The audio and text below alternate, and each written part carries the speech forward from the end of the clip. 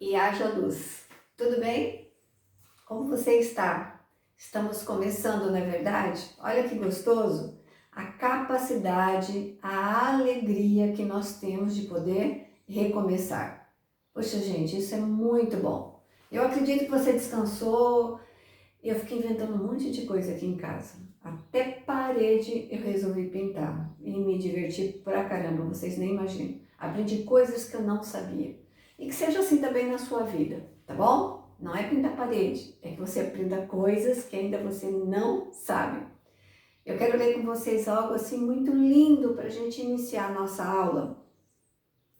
Lá em Mateus 17:20 diz: eu lhes asseguro que, se vocês tiverem fé do tamanho de um grão de mostarda, poderão dizer a este monte: vai daqui para lá, e ele irá.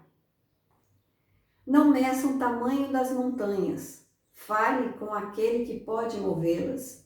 Em vez de carregar o mundo em seus ombros, fale com aquele que sustenta o universo. A esperança precisa olhar ao longe. A esperança precisa olhar para Cristo. É isso que nós precisamos. Que Deus te guarde, que Deus te abençoe, que a gente possa começar esse semestre debaixo da graça e da segurança do nosso Senhor.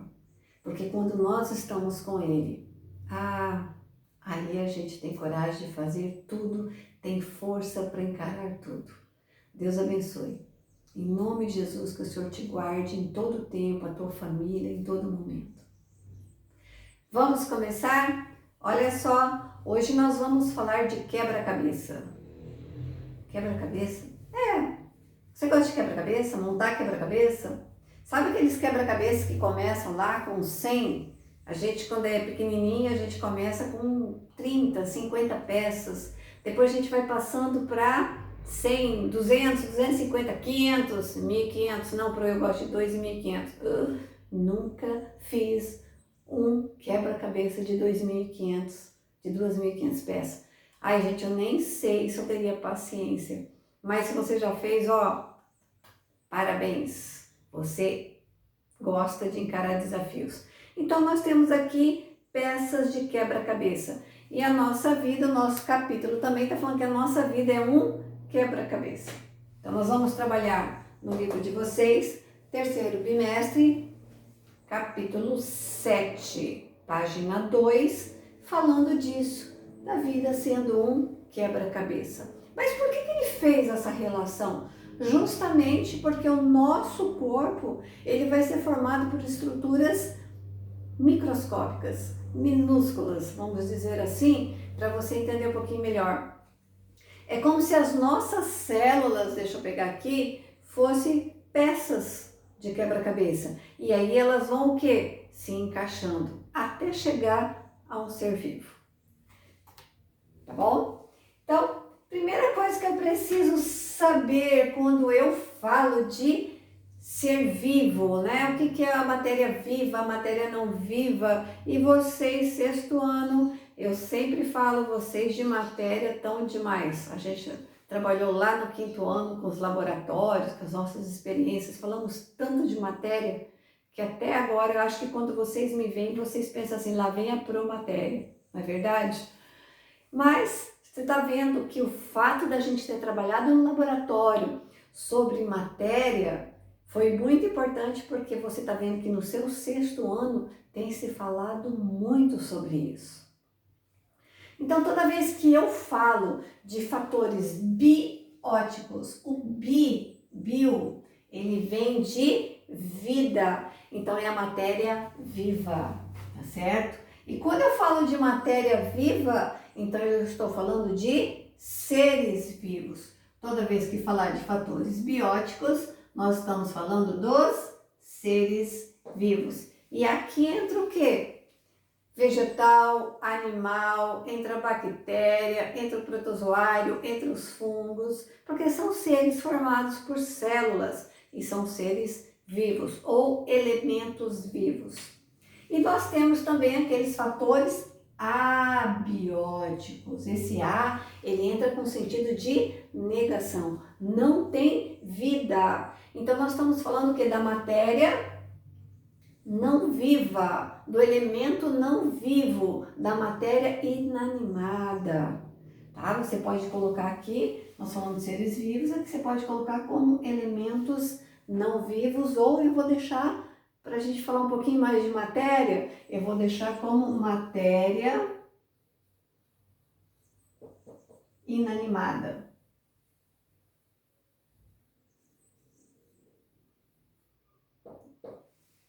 E essa matéria inanimada vai entrar o que, Pro? A rocha, o solo, sol, os minerais, a pressão, a temperatura, a água. Ah, falando em água, você já bebeu água hoje? Maria Clara, você já bebeu água? Pois é. Arthur, cadê seu copinho com água? Gente, tem que beber água. A água é fundamental no nosso organismo. 70% do nosso corpo aqui é formado por água. E a água vai ajudar na manutenção da sua temperatura corporal.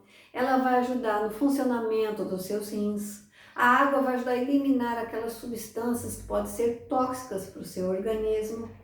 Nossa, tem uma infinidade de benefícios para você estar ingerindo água. Então não esqueça de beber água, beba água. Acorde assim, beba água, beba água. Ande, beba água, beba água. É importante para o seu organismo, tá bom? Então nós vimos aqui fatores bióticos e fatores abióticos. Bom, como é que eu faço essa característica? Eu quero saber as características para eu poder realmente saber distinguir biótico de abiótico. Mas vamos lembrar o seguinte, toda vez que falar de biótico, ser vivo. Toda vez que falar de abiótico, matéria não viva, ou seja, não tem vida, não é um ser vivo, tá certo? E como é que eu vou poder classificar isso? Olhando essas características dos seres vivos. E uma característica básica que a gente fala para classificar o ser vivo é que ele é formado por célula.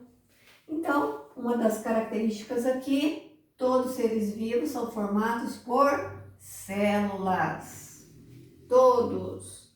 Então, nós vamos ter lá 5 reinos. Reino dos animais, dos vegetais, reino dos fungos, reino dos protozoários, reino das bactérias.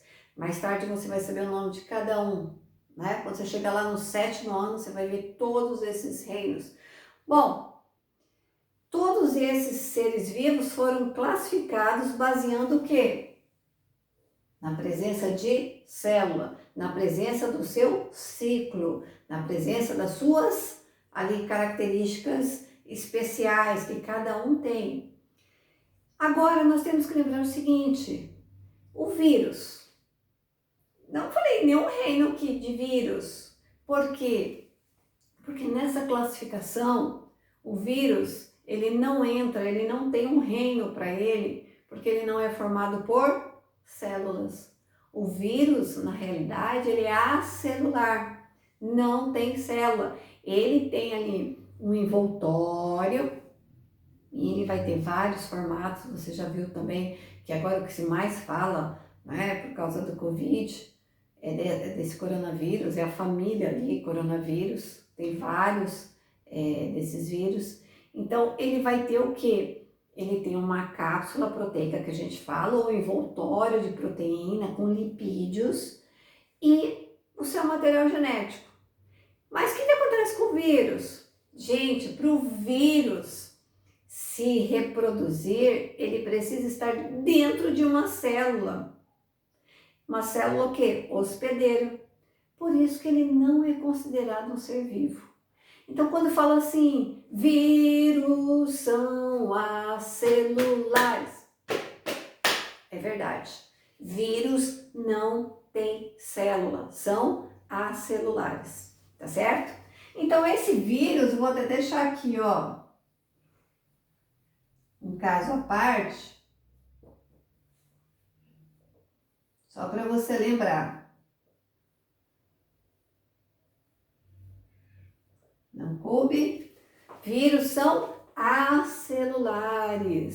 Eles alguns, vamos dizer assim, alguns pesquisadores, alguns cientistas, eles classificam como seres vivos porque eles precisam de uma célula, mas eles precisam de uma célula hospedeira. E outros não classificam como ser vivo, por quê? Porque ele não consegue se reproduzir por si próprio.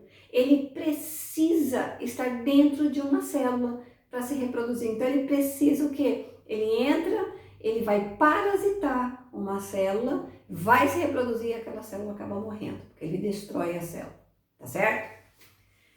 Outras características, o ser vivo ele vai ter um ciclo biológico e esse ciclo ele vai primeiramente, lógico, né?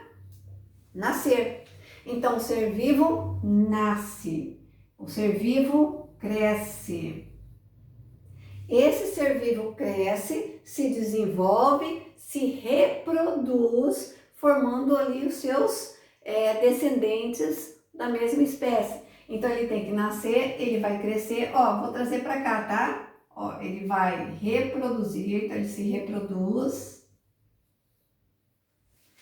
Tem um período de vida, nesse período que ele está no desenvolvimento, o que acontece? Ele, lógico que ele também vai precisar ali, desde o nascimento até no formato, sendo formado ali no útero da sua mãe, ele precisa o quê? De nutrientes. A árvore está lá, linda, maravilhosa, exposta ao sol, só recebendo energia luminosa e absorvendo a água, né, das suas raízes, mais o gás carbônico e ela, pum, forma o quê? Glicose, que é o alimento dela. Nós, se ficarmos lá no sol, vamos sair igual um pimentão, podemos ter uma insolação e não vamos produzir nosso alimento. Nós precisamos o quê? Estar ingerindo alimentos. Então nós vamos comprar, nós vamos plantar, nós vamos produzir, nós vamos cozinhar, porque nós somos consumidores. Então, mas o que eu quero dizer para vocês com isso? Que nesse período que nós estamos vivos, nós vamos precisar de uma fonte energética, de uma fonte de nutrientes, que dos vegetais é de uma forma e o nosso é de outra, porque eles são produtores e nós somos consumidores, tá bom? E esse ciclo ele vai se finalizar, porque ele vai nascer, ele vai crescer, ele vai se reproduzir e esse ser vivo depois morre, fechando o ciclo. E vai começar tudo de novo e é assim que funciona na nossa vida, não é verdade? Bom, então mostrei para vocês que a célula, ela é a estrutura básica, por isso que nós começamos a falar de quebra-cabeça, uma peça de quebra-cabeça. Você vai ver que a célula, quando o espermatozoide se encontra com o óvulo, forma o zigoto. O zigoto é uma célula.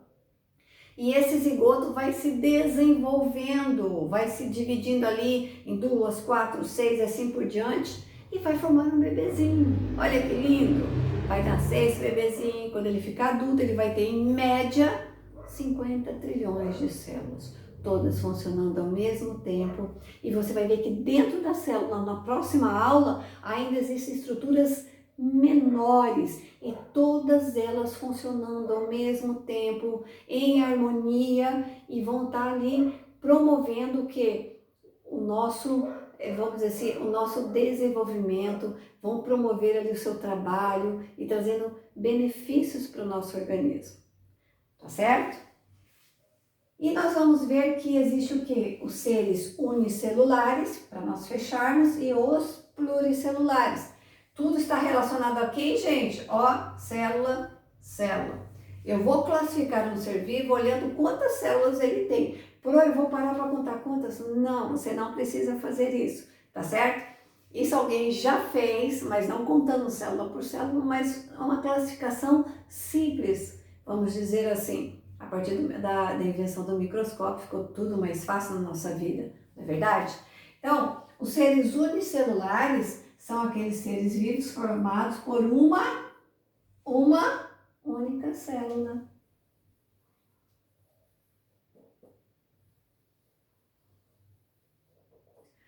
Exemplo aqui, existem outros, mas eu vou deixar para vocês, vou pôr bem aqui, as bactérias. Ai, ai, ai, ai, ai, sabe que cabe? Vixe, ficou feio. Pera aí. Vamos mudar isso. Vamos colocar menor aqui. Então, uma única célula. E aí nós temos aqui o exemplo das bactérias. Ficou melhor, né? Valentina, você que faz aqueles trabalhos espetaculares, tá melhor, né? Bom, e nós temos os seres pluricelulares, que eles são formados por várias, por milhares, por milhões. Falei para vocês, nós temos em média 50 trilhões de células. Então, formado por várias ou muitas células. E aqui você pode lembrar do seu cachorrinho, do seu gatinho, da sua calopsita, né? Que você tiver aí, pode olhar para você no espelho, olhar para sua mames, para seu papis, para vovó, e você vai estar vendo um ser pluricelular, ok? Na próxima aula vamos desenhar a célula, vamos aprender todas as estruturas que compõem essa célula que vai formar um ser vivo. Beijo no coração, fique com Deus e até a próxima.